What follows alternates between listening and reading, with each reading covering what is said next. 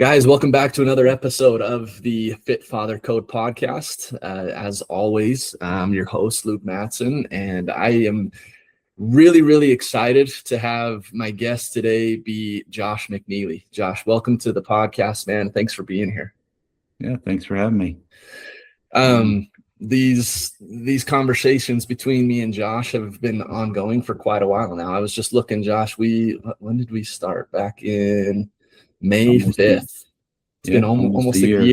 Exactly. So anyways, Josh has been a client of mine for like we said, a year now.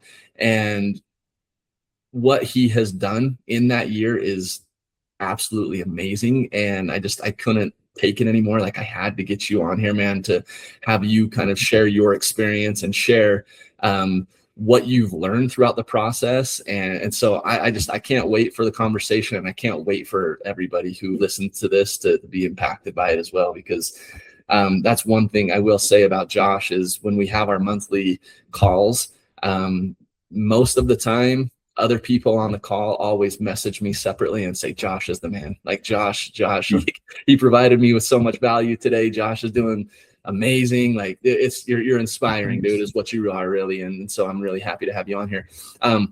Just real quick, let's just provide everybody with kind of where you started and where you are now as far as the scale goes.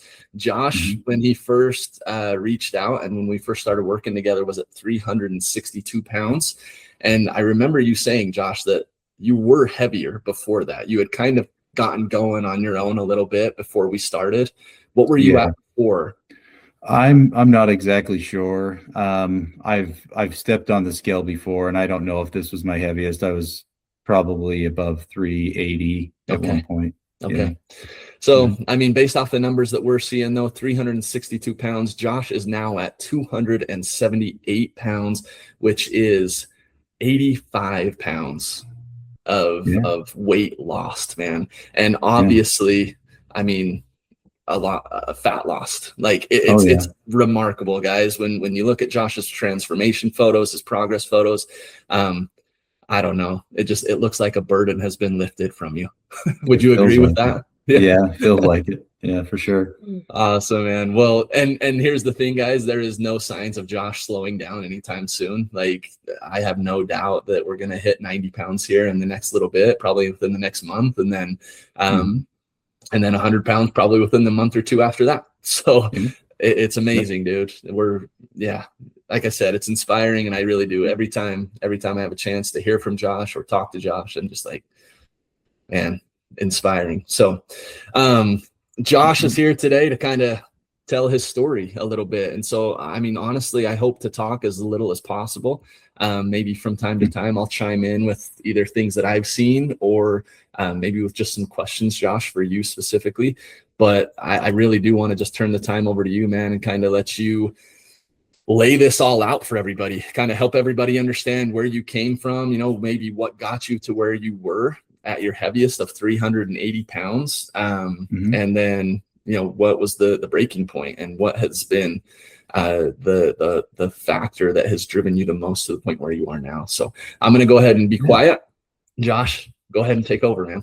Yeah. Well, thanks for that introduction. Where I come from, I actually know Luke from when he was a little kid. His father was my Boy Scout leader back when I was growing up in Preston, Idaho. Yes, so I know the Madsons well. I think the last time we actually saw each other face to face, you were probably about 4 years old, somewhere in there. Probably running around with a baseball bat. Grew up in Preston, Idaho. Had your regular childhood in Southeast Idaho, as like everybody else has, right? Yeah.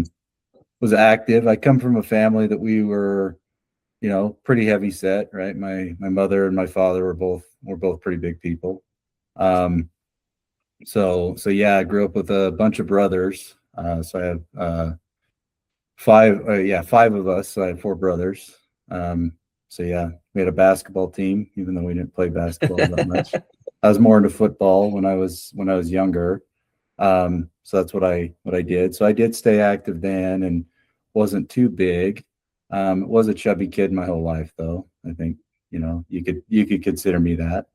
And it's just because, just how our lifestyle was when I was growing up, right? It wasn't really a concern with, how much what your calorie intake was and the type of food we're eating, right? We ate good food. My mother was a very good cook, so, and we all saw it looked like she was a good cook. So I have a little brother that's also was pretty big. He's had his own weight loss journey. I mean, when I talk to him about how much I've lost, and he's proud of me and everything, but at the same time, I know in the back of his mind, he's like, yeah, whatever. I've lost like 200 pounds. So.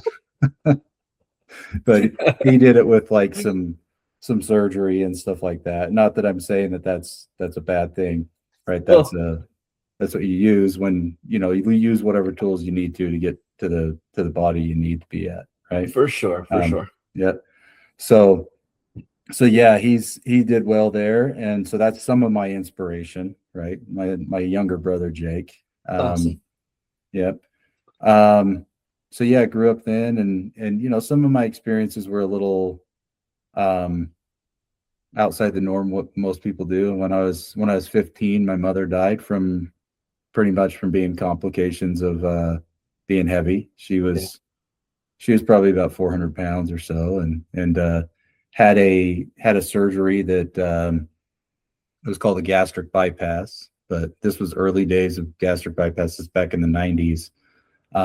So she had some complications of that, where her stitches in her stomach came loose and had all sorts of bile and stuff go down her abdominal cavity. And so she suffered a horrible death in that regard. It took about a couple of years until she died from after that event. So you saw that from like a young age, going, man, if you're going to be heavy, you're going to live a rough life, because that's just the way it is, right?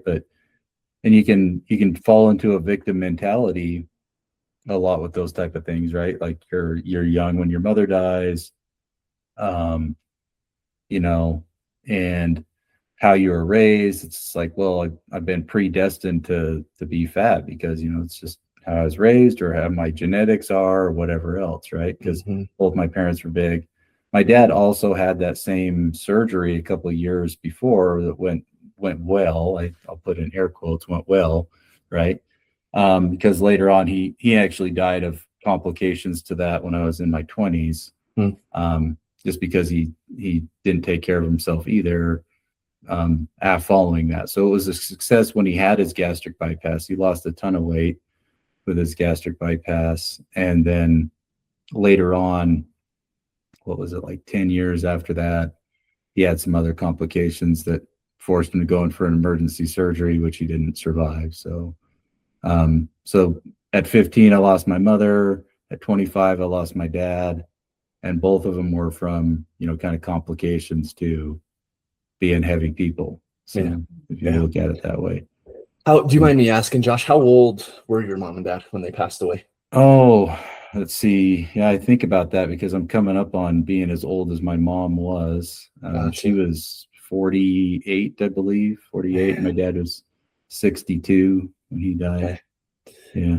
I mean, even at 62, obviously that's still relatively young, to be passing away. So, when you get into your 40s and you think back to when you were like in your 20s, and you think, man, that was like a hop, skip, and a jump ago. Yeah. And if men only lived to 62 in my family, then I'm almost dead. Right? It's going to be here before you know it, man. Yeah, before I know it, I'm going to be, checking out. Yeah. And that's how it kind of is. It's like my grandfather was also, he died of cancer though, but he died in his 60s. Gotcha. But he was also a big guy as well. So it's just kind of passed down from generation to generation. And I just kind of see that, I didn't want to be that same example. I'm not trying to cast shade on my parents or anything. They were given with what they had, that type of stuff. But you break a cycle, right? You want to be that one that breaks a cycle.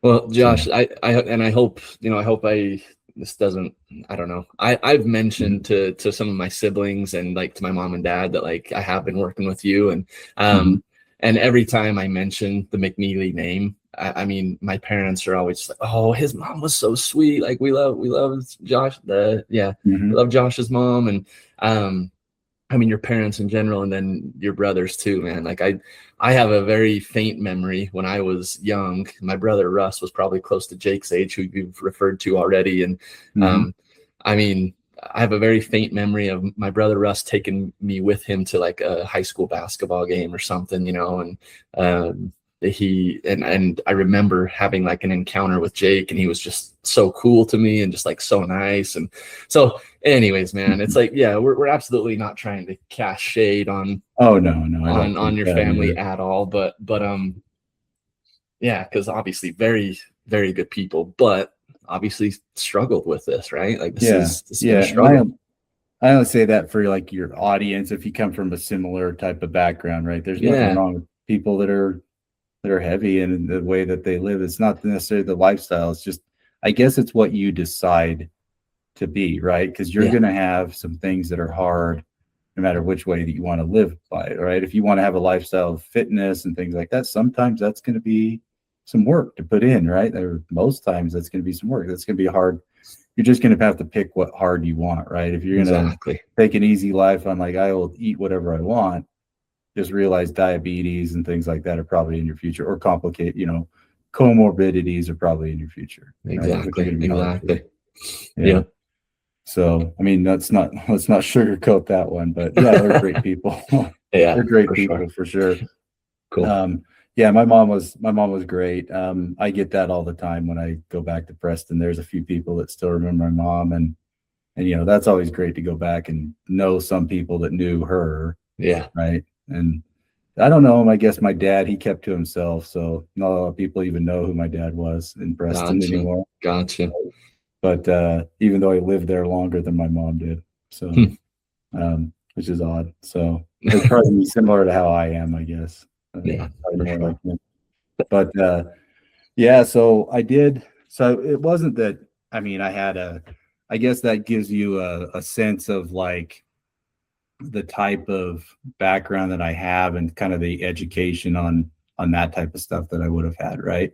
So the whole reason through my 20s and when I was in my teens and stuff, why I wasn't as, you know, bigger, wasn't because of the things I ate, right? I probably ate like crap the whole time. And I did. It was more just because I was active when I was younger, right? So I didn't really start having any issues with being obese until I got into my 30s and got into my working ages and stuff like that. So when I was 17, I joined the military. I joined the Army, Army Reserve. I should specify, right? I feel like I always have to too. I was always like National Guard. Like everybody's like, "Oh, you were in the Army." I'm like, "Yeah, National Guard." Weekend warrior. Yeah, right? exactly. Exactly. So that's what I was. I went off to basic training at Fort Jackson, South Carolina, then AIT at Fort Lee, Virginia. As a 92 Alpha was my MOS as an automated logistics specialist. So, you know, the Army did treat you to do some discipline, right? So that was great. You probably experienced that same thing in the National Guard. Yes, I did. At the same place. Yeah, Laxon Jackson, baby. Yeah, exactly. I can't remember my regiment, but I know they said 40 rounds for everything. Yeah, I don't know if you remember that one. I need to go back and I know I have a journal that I kept while I was there, so I'm gonna have to go back and find it because I would be curious to. I got my yearbook somewhere right here. There you go. There you go. They have that yearbook thing that they gave you at Relaxin' Jackson. Yep. Yeah, and the Army would always, you know, they put you in uncomfortable situations. So maybe that was good to have. I mean, obviously having that discipline that gets instilled in you in the military, putting yourself in uncomfortable situations, you know, that really helps. I mean, you don't necessarily need to have a military background to have that, but no, you know, it helps a little bit. For sure. I would agree with that 100%. So I definitely had those experiences too. Yeah. So that was when I was 17, and well, I didn't go off to basic until after I graduated. I joined between my junior and senior year, and then spent like a year just drilling in civilian clothes. not having gone off to basic training. Delayed entry program is what it's called. Yep. So yeah, I did that. Came back and decided to become a mechanic. Did that stuff and just kind of ate whatever I wanted. And, I stayed active enough to where I'd pass a PT test pretty regularly. I wasn't like a PT stud or anything. I wasn't putting up Luke Madsen numbers, I'm sure. No, that wasn't me. That's my brother Russ was the PT stud. So. Oh yeah. Yeah. So no, I never, what was the max score? 300 on the test, or you could get even higher if you maxed them all out. Yeah. Something Not like even that. close. Yeah. Push-ups were the worst. Like when you have, I'm 6'4", right? So, so if you can't tell, just looking at me on the screen, right? I'm 6'4", so you have long arms, right? You're not gonna do push-ups too well, right? It's always the short guys with like arms this long. They can just bust them out. Yep. Or somebody that's really, really, really, really training. Yeah, for sure. But yeah, I did the run all right and the sit-ups. Yeah, I could do sit-ups like a girl, really. if women can do sit-ups like crazy. Yeah. See, and that's funny because that was the one that I struggled with the most. Oh, really? Yeah, sit-ups. I don't know why. Like I don't even think I have like a longer torso, but for some reason that movement just is hard for me. It always has been. So, anyways, I want to just get see if we can kind of get a check in here. So, I mean, you mentioned, going through high school and stuff, you were relatively active. So it was never really a concern or an issue, right? Like you didn't ever get to a point in high school where you were like noticeably like too overweight. But what about like, as you were in the military, where were you kind of sitting as far as body weight goes? Do you know off the top of your head? Yeah. So there was a time, I know right before I went off to Iraq, I was at 217 pounds. I know because that was the cutoff to not get taped, right? And sometimes tape would suck because I have a tendency to have big love handles. Gotcha. And a small neck when I get down to that. And that they're only going to measure you here and it's your abdomen, and they're going to take those measurements and say how fat you are, right? So they're kind of a little disproportionate then, so that would have made it even harder for you. Yeah, it did sometimes with passing tape, because there was times where there wasn't ever a time where I wouldn't pass the PT test, but there were times where I wouldn't pass tape. So yeah. Interesting. So that's where it started to be noticeable, and where it kind of sunk in. And even though like I look back at pictures of me when I was in the military, I'm like, I'm not fat in those pictures. The Army's calling you fat though, right? So it kind of weighs on your psyche a little bit. For sure. Because it pisses you off too, because you're like, no, I can pass the PT test. I'm doing all the stuff that the job requires. I'm just literally not the right shape. Right. You're a big dude, man. Like that, like you said already, like that's one thing is when you're a taller person, I don't know, like that's one thing I've always struggled with body composition. When somebody mentions to me like they want to lower their body composition, I'm like, let's not even, like, I don't even want to go there with body composition, because it's just not a great indicator of whether or not you're healthy. If you really want to focus on a number, then let's talk body fat percentage. Like I think that's a much better metric to kind of track and be aware of versus your body composition, because just the way body composition is figured out, it doesn't always make sense. Like I think the last time I did like, or BMI, sorry, that's what I mean by body composition is BMI. The last time I did a BMI test, it was like, I was like borderline overweight. And I'm like, I'm sorry, but I'm really not even close to being overweight. And my body Take your shirt off, man. Am I overweight? Really? Yeah. So it's just funny. So yeah. I hear you though, man. When it comes to like the tape and stuff, it's all about them having some sort of system that they can try and use, but it's never gonna be the best that it possibly could be. So and they had to develop it. I get it. They had to develop it to where they could use it in the field and things like that, and then be relatively accurate with it. I just fell in that part where I had a small neck and big love handles, and so it's like I don't get promoted this time, right? Yep. But, So let's kind of jump through your military time. So like as you let that, well, so did you kind of maintain that then throughout your entire military time? You were always like good at passing your PT tests, maybe on the border of not passing tape. Like, yeah. Yeah. I mean, towards the end, I mean, I kind of said, well, let's be done with the military, just because I got out when I was 28 or so, Okay. 28 or 29. Okay. And by that time I was failing tape regularly. Okay. Sorry, I had a call coming in, so it's coming over my speaker. Oh, you're good, man. From my brother Jake, actually. Oh, cool. But so yeah, I mean, half the time I was failing tape. I would always pass the PT test. I mean, obviously not with great scores because I would be getting heavier and heavier. I was probably approaching 235, 240. Okay. By that time in my life. Body weight is starting to climb at this point then. Yeah. Okay. Starting to climb up. So, and this whole time, like, the military doesn't teach you how to eat. And I think how to eat is probably your biggest thing that you can do to lose weight, to lose body fat, for sure. Like how to eat properly. 100%. Right? And it doesn't teach you that. And I never really learned that. So that's one thing I got out of all of that. It's like, yeah, I did all these things. I was in the military. The military teaches you how to train, but it doesn't teach you how to eat. It just teach you how to eat fast, which is not necessarily good when you're trying to lose weight, right? Exactly. So yeah, that's where I got to. And I so when I was in the military, obviously I got activated once to go to Iraq. I did that in 05, 06. Had a great time there, right? War is great. No, I'm kidding. You make really, really good friends in the military, right? You have a lot of some of the best moments, some of the worst moments in your life will probably be in the military. Yeah, so I did that. That gives me an extended GI Bill and that type of stuff. So when you're reservist or National Guard, you get like $200 a month on your GI Bill for 36 months or something like that.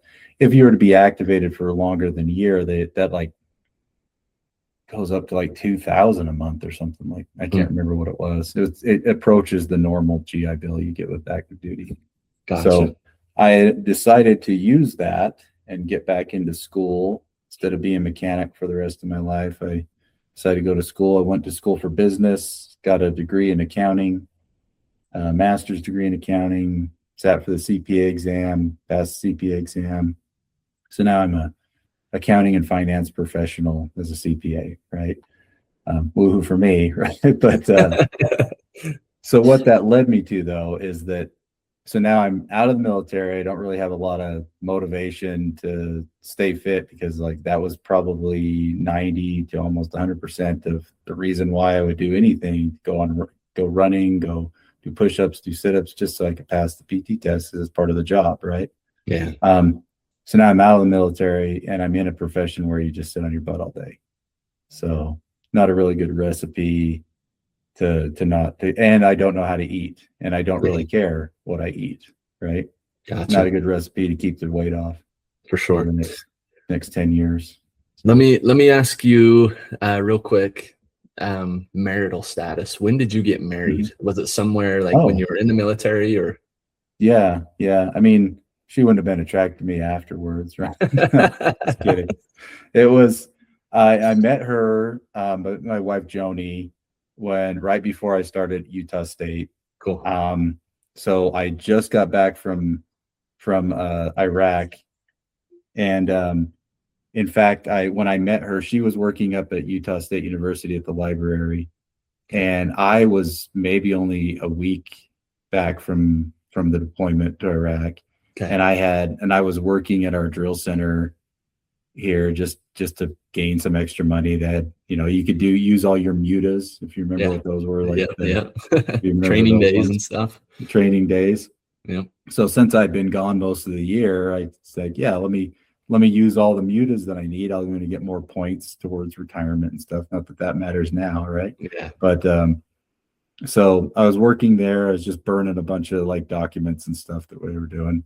And my wife, this person, she reached out to me on MySpace, of all places. And said, yeah, I want to meet you and stuff. You look cool or whatever. And obviously she saw that I was in the military, so that's always a plus, right? For the women.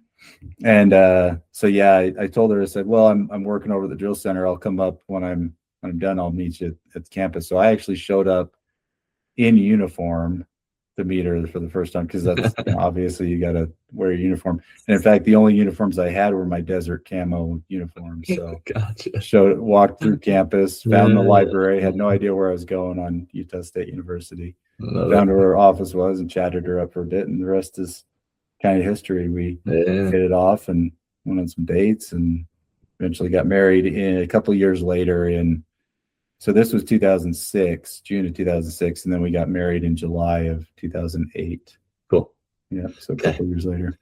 Cool. Okay, sorry. So we kind of jumped back to that. I wanted to kind of establish that because I know her and your daughter are one of the biggest reasons why you wanted to kind of like really get going on this weight loss journey. So, okay. Anyways, so you're getting out of the military, went to school, got your accounting degree, your master's accounting degree, and you've gotten this job. It's a sitting job, kind of starting to add the pounds onto the frame. So at what year was that when you graduated from Utah State and started working? 2011 is when I started with one of the big four firms called KPMG.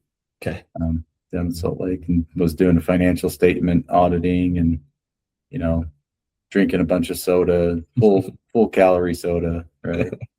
The good stuff, man. Yeah, it had what I used to call fully leaded soda. Right? Yeah, that's what I call it still. Yeah. I love it. I love that you call it that. Yeah. So over the next 2011 to 2025, 24, 25, like, would you say from there it was just like a steady incline on the scale? Yeah. And I think we were talking about kind of this concept before. It's like you kind of normalize that over time, right? Yeah. You don't really, it creeps up so much. It's like, by the end of this year, I'm like, oh, I'm 15 or 30 pounds heavier than I was at the start of the year. It's like, but you don't even really notice it. And I don't know, especially when you're a tall guy, you kind of hide some of it on your frame. For sure. And so like the size of clothes that you wear is not really all that much. In fact, I'm nearly 100 pounds different, but I'm like one shirt size smaller, So I thought I'd be a little more than what I am now at 90 pounds, almost 90 pounds down, but that's as tall as you are. Yeah. You kind of hide it, or your frame kind of hides it across all of the space that it's got to put it across, right? So it is a lot of weight that you're packing on, which, you just get used to that over time. It's like, oh, my knees hurt, but my knees always hurt. That's just normal, right? Yeah. I'm getting into my 40s. Isn't that what's supposed to happen when you're in your 40s? Oh, your back's supposed to hurt, your knees are supposed to hurt. Actually, no, not at all. But you normalize it over time.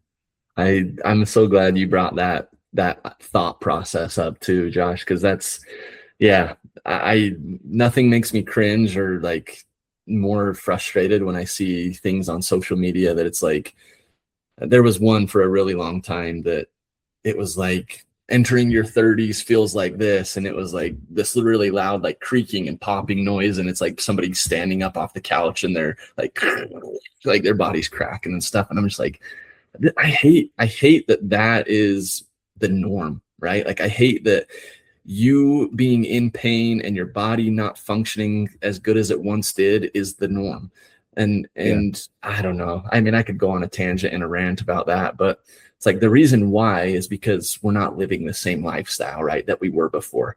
It's like even going back to when you were in high school.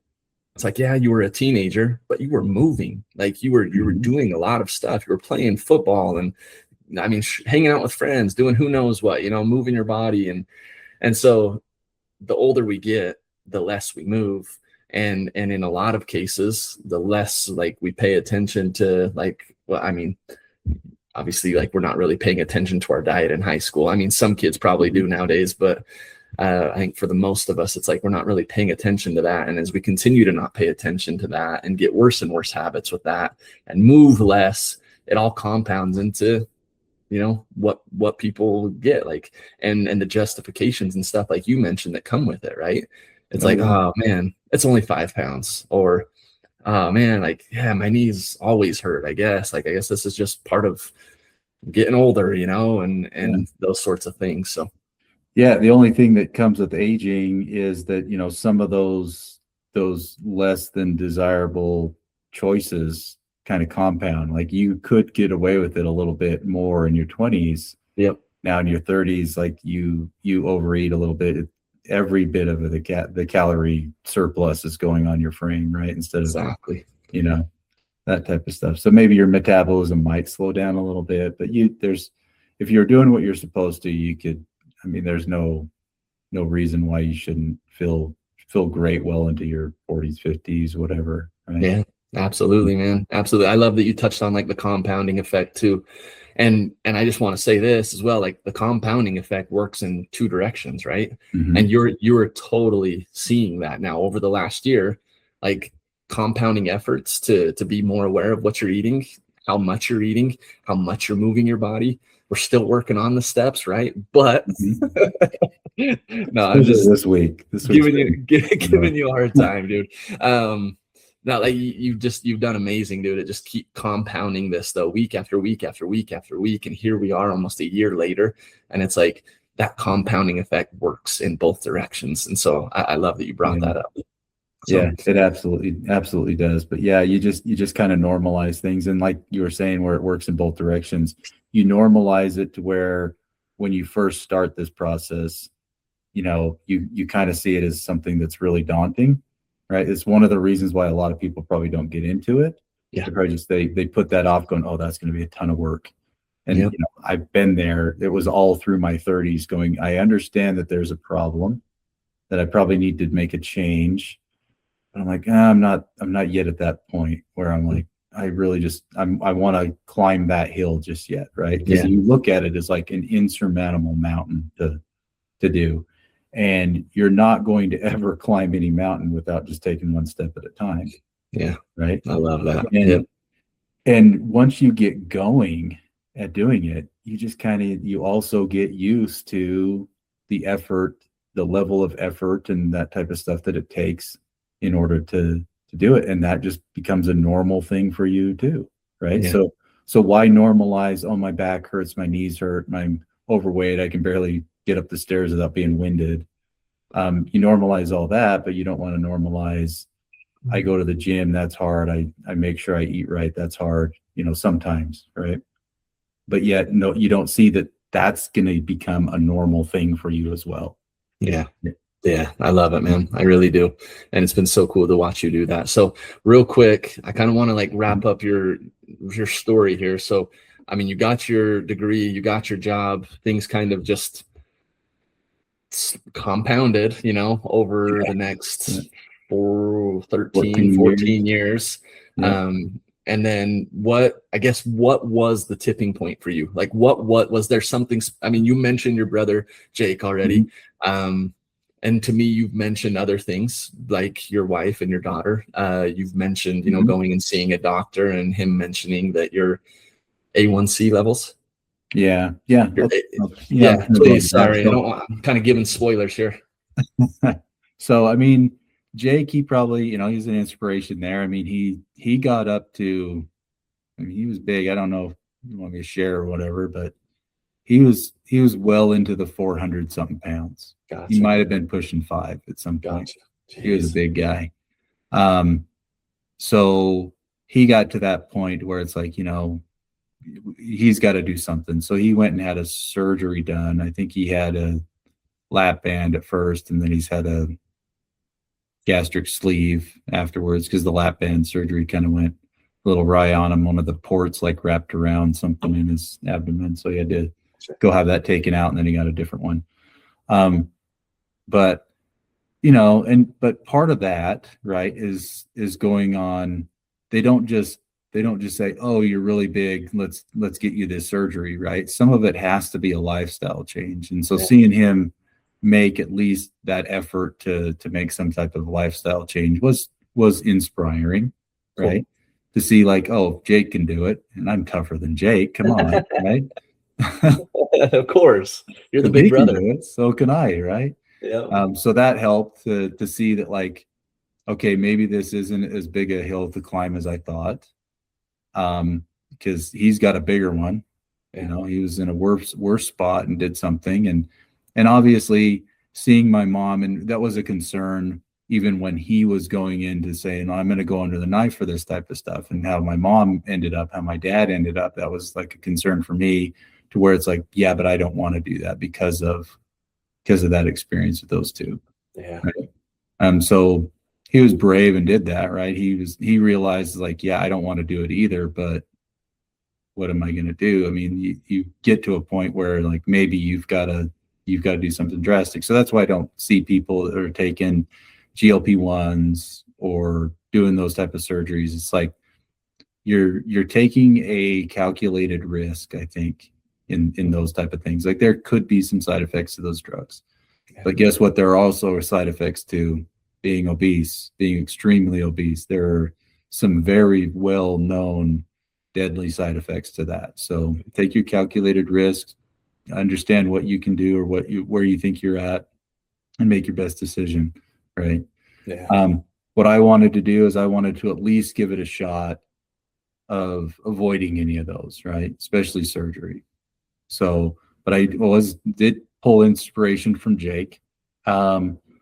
Obviously I start seeing, my daughter kind of going down some of the same path I would, as far as like choices on eating and things like that, and just in generally not being a good example to her for those type of things, right? So started seeing that, when they're younger, you don't necessarily notice that. You don't know what they're really absorbing and all that, but when they start getting into their teens, and you're like, oh, they're making the same choices I make that are not good, so then I don't know, maybe too little too late there. I can't regret it or anything, but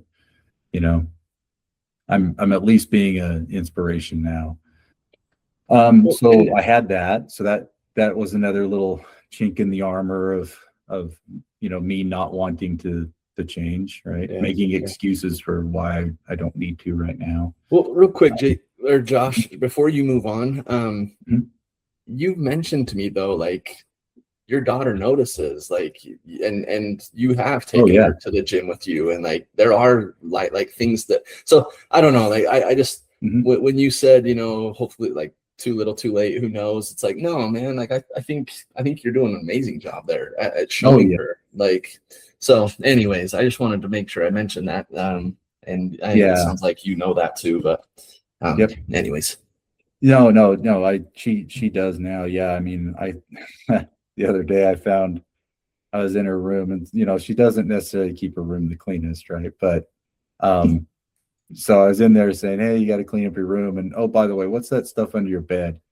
And she had taken the dumbbells from like some of our some exercise equipment into her room, because she's seeing how I'm changing, and so she's like, yeah, I wanted to lift these weights and stuff. And that is so cool, man. Oh, that's amazing. That's crazy. You can come to the gym with me. Like, I've got a guest pass whenever you want. So yeah, that's so cool. Yeah. So yeah, I couldn't be I wasn't, I left there pretty proud papa then. So that's amazing. It's amazing. Yeah. So yeah, I saw that, kind of saw that going down that path. And then, I think it was a year and a half ago or so, I went in for kind of an annual checkup or whatever with my doctor. I usually didn't do those annually because I'm like, obviously when you're that big, you're like, I know what he's going to tell me. He's going to tell me that and all that stuff, right? So I ended up, going in saying, well, let me see about getting blood work done and stuff, because I'm kind of getting to an age where it's like I need to be looking out for that type of stuff. I'm probably going to need a colonoscopy and all that here soon. So I went in and he did the blood work and all that and said, yeah, you're stage 3 or whatever, class 3 obesity. I think that's the highest you go. After that, they don't want to make class 4, even though some people probably go into that realm, right? Yeah. Class 3 obese, which is about as bad as you can get. And then he said, and I went in the year before, and had the blood work done. And I always kind of got by with my blood actually was pretty decent for how heavy I was, right? So it had always been in all my other checkups like, well, you're pre-diabetic. You're pre-diabetic, right? But this time it was, no, you're full on diabetic. Better do something about it, right? So that was kind of the thing that pushed me over the edge. You had some of these things where I'm just feeling bad. I'm not being a good example, not being the man I want to be, you know. Yeah. I'm focusing on a bunch of other priorities, right? Because that's also one of those things you fall into. It's just like, yeah, it's okay, I'm going to sacrifice this or that of myself, right, to further my career, to be a better financial provider, right? Yep. What you do. And so I did that, right? And I've, I'd say I did that successfully, but at what cost? The cost of my health, right? Yeah. And I look back on it going, I didn't need to pay that cost. I could have done both. You just don't see it at the time. That's a powerful message right there. I love that so much, dude. And I think that's something that most men and I mean people in general like need to realize, that it's like you don't have to sacrifice your health because of wanting to provide more or raising your kids or whatever it may be. It's like you can do this and that. And on top of that, I mean, I think you're more present when you feel better. 100%. 100%. When you're in better shape. Yeah. You're more present for everything of that, for your family, for your job, for all that. I think it's a trap that a lot of us fall into, thinking, no, I need to put in the 80 hours at work, right? And that doesn't leave much time for eating healthy and going to the gym. Yeah. Yeah. And spending time with your wife and spending time with your daughter and just doing everything else. Yeah. Yep. It does. It gets really daunting when you put that much pressure on yourself. And so it's funny, man. I recorded another podcast earlier today with another coach, actually, and I'm going to be doing those episodes with him pretty regularly. But that's exactly something that we talked about. And we touched on that exact thing. Is it's like you like if you're not willing to sacrifice something, then yeah, change probably isn't going to happen. But it's like, what got you to the point you are in your career? Like, was you sacrificed maybe time with your family? You sacrificed your health. Like, can you really not take an hour, 3 to 4 days a week to prioritize your health and like go to the gym, or an hour or two a week to meal prep and have food ready to go for you to eat throughout the week? Anyways, so I appreciate that message though, man. That was amazing. So he told you that, and I know you went back and saw him, but so all of those things kind of came together for you and kind of were what drove you to want to make a change. And I mean, you mentioned to me that you ran into my parents back up in Preston at some point. And I ran into them at a funeral. Actually, there was a person that I went to school with. He had passed away in a car accident, and well liked up there in Preston. Sure. And I think that kind of, all of this kind of coming together, saying, well, you're morbidly obese, right? They call it morbidly because you're close to death and those type of things. Then you go to a funeral too, right? And you're seeing your classmates die, right? And you're thinking, man, I'm on my way to be the next one in the box here pretty soon. Yeah. If I don't make a change. And then I run into, and I saw that you were on Facebook and Instagram and stuff like that as a coach. So I'm like, oh, that's interesting. Yeah, that's cool that he's doing well, right? I kind of thought of it, and I'm like, yeah, I should probably get a coach too, and maybe Luke will do that. And awesome. But you're making your excuses, like, oh, I'll do that tomorrow, right?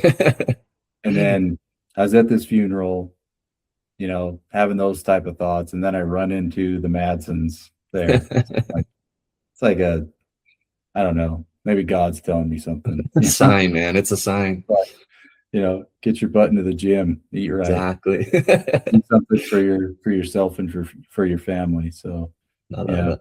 That's what I did. I love it. Reached out. It's probably about a couple weeks after that.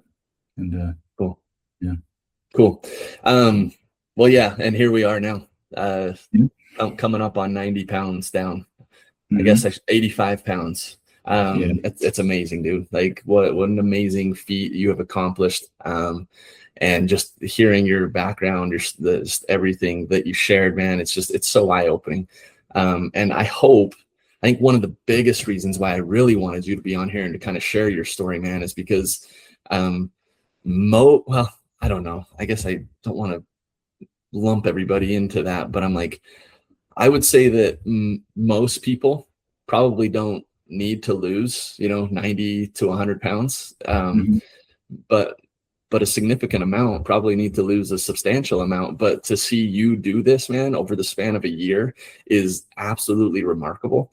You mentioned, going and seeing your doctor. He told you you're full on diabetic now. Like, unless you make a change, like this is going to be your life, How long after you went and saw him that first time did you go back? Was it 6 months?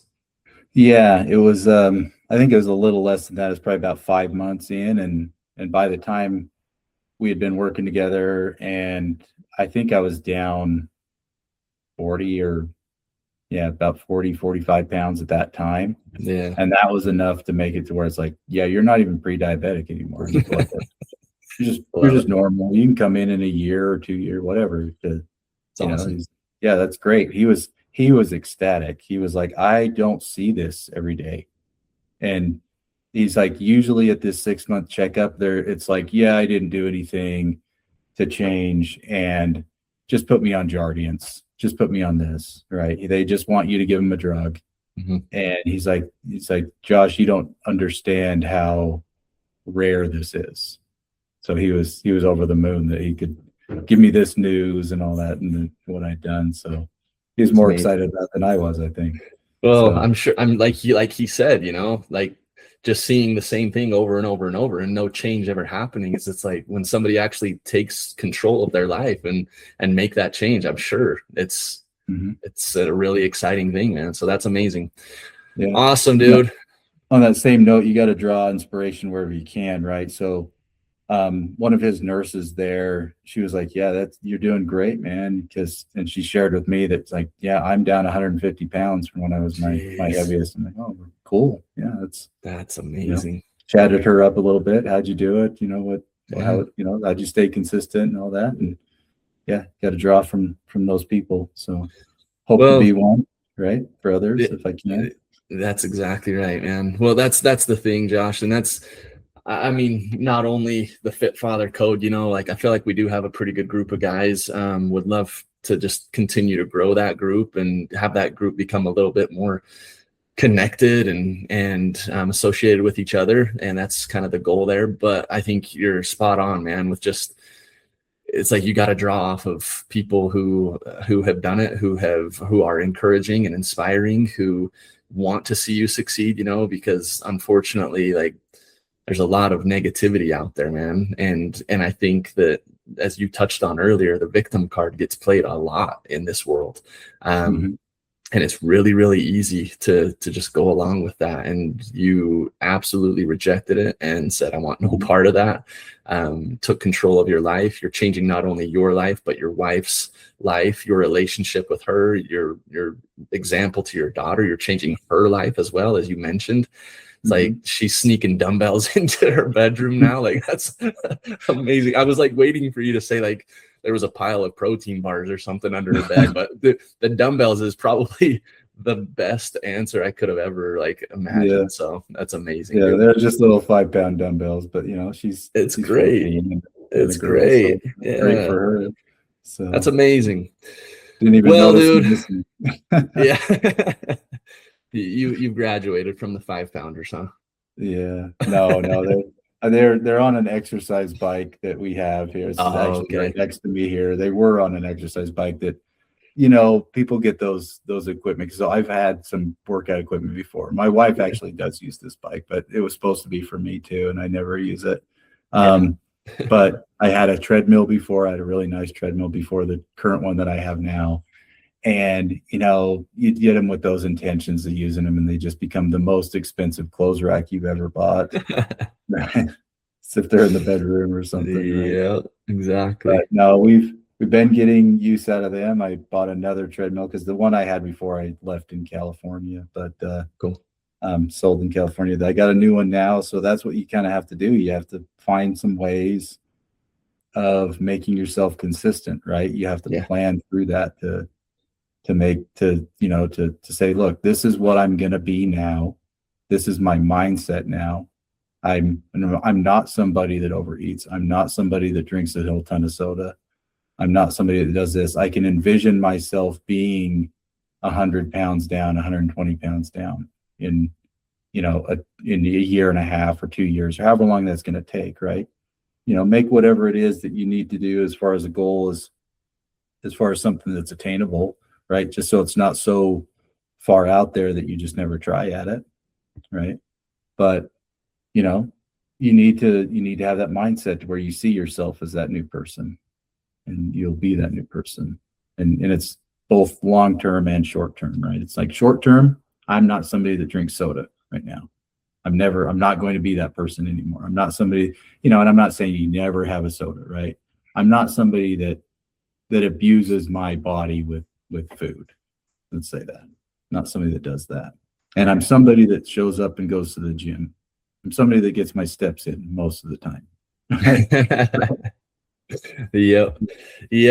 Well, that's the key, man, is doing those things most of the time. Like, I think, again, it's not about perfection. It's about consistency, and that consistency compounds over time, and it gets you the results you've gotten, dude. So yeah. And it is one. I mean, just that example there, it's like, and sometimes you'll do that to where you think you're telling yourself that, right? But you have to be genuine about it. I don't know how else to say it, because this whole time, probably the whole last year, I was like, yeah, I need to get my steps in. I need to get my steps in. And I never was like, it was never really fully there to where it's like, no, I'm the person that gets my steps in. This last week has been kind of unique, right? I've had my wife's been down with the surgery and stuff. And so, I've had little less time. Maybe that's an excuse. But the few weeks before then, I think I finally did turn that page to where I'm like, no, I'm somebody that gets 10 or 11 or 12,000 steps per day in. And I was doing that. And I think I'm still there in that mindset. So as soon as I can get back to a normal routine, I think that's where we're going to be. And that's where the mindset is now. So got it, dude. It's normalized. Love it. Yep. It's a lifestyle now. It's not something that's foreign. It's not something that feels daunting anymore. It's something that you've made a part of your life, and you've made the change, dude. So I want to just thank you again, dude, for being here. Like, again, your story is so inspirational to me every time I get a chance to hear from you. I mean, I love the weekly check-ins every single week that you fill out. And that's another thing, is like, you don't miss those. You don't miss, weigh-ins. You don't miss progress photo updates. Like, if somebody wants a template of what to do when hiring a coach, like, Josh is that template. He does not miss the things that I ask him to do. And it's so much easier to keep the momentum and the consistency day in and day out. So again, man, I can't praise you enough. I can't tell you how inspiring you are enough. And it's not even over yet. Like, the journey's not even over. And I know you, and I know that's what's in your head too, is like, I'm not done. Like, I'm still going. Like, there's still progress to be made.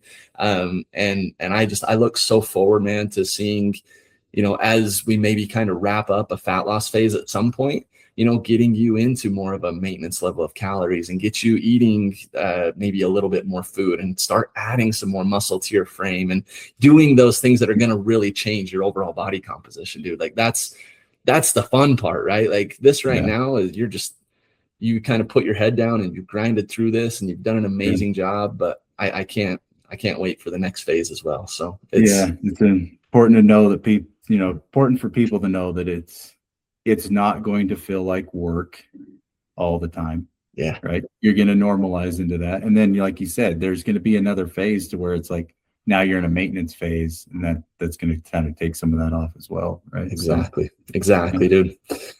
Well, Josh, thanks again, man. We got some really good stuff here, and I can't wait to kind of get some of the feedback from people who do listen. So thanks for sharing your story. Thanks for being vulnerable. I know it's not always easy, but yeah, I think it'll benefit some people. So thanks again, dude. All right. Well, yeah, thank you. Okay, guys, thanks for listening to another episode of the Fit Father Code. As always, please share the podcast with somebody who needs to hear it. This episode in particular, I think a lot of people could really resonate with. If you don't mind giving the podcast a review, 5-star review preferably would be great. If you don't leave a 5-star review, just don't worry about it. But really just appreciate everybody who does interact with this and does share this and is helping it grow, because the only way it can grow is by you guys sharing the podcast. So please do so if you feel so inclined. All right, guys. Well, until the next one, we will chat soon.